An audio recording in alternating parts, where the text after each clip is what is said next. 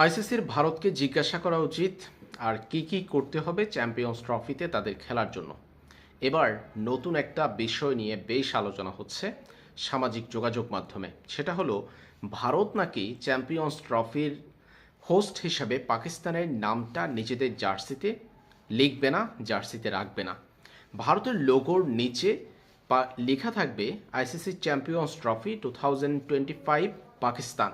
এটা প্রত্যেক দলের জার্সির নিচে, জার্সির ক্রিকেট বোর্ডের লোগোর নিচে লেখা থাকবে। কিন্তু ভারত সেই লোগোর নিচে পাকিস্তানের নামটা রাখতে চায় না। তারা শুধুমাত্র আইসিসি চ্যাম্পিয়ন্স ট্রফি 2025 এতটুকু লিখবে।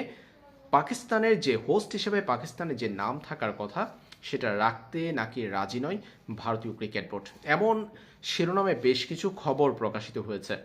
স্বাভাবিকভাবেই একটা ক্রিকেট ভক্তের মনে প্রশ্ন জাগবে, ভারতের আর কি কি প্রয়োজন চ্যাম্পিয়ন্স ট্রফিতে খেলার জন্য। আইসিসি আসলে একে একে ভারতের প্রত্যেকটা দাবি কিন্তু মেনে নিয়েছে। পাকিস্তান এককভাবে নিজেদের মাটিতে চ্যাম্পিয়ন্স ট্রফিটা রাখতে পারেনি শুধুমাত্র ভারতের দাবির কারণে। ভারত চ্যাম্পিয়ন্স ট্রফি খেলার জন্য পাকিস্তানে যাবে না, সেজন্য এটা হাইব্রিড মডেলে হচ্ছে।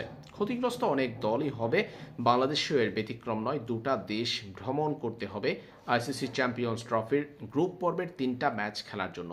বাংলাদেশ নিজেদের প্রথম ম্যাচটা খেলবে ভারতের বিপক্ষে দুবাই আন্তর্জাতিক ক্রিকেট স্টেডিয়ামে। এর পরের দুটা ম্যাচ রাওয়ালপিন্ডিতে বাংলাদেশ, নিউজিল্যান্ড এবং স্বাগতিক পাকিস্তানের মুখোমুখি হবে।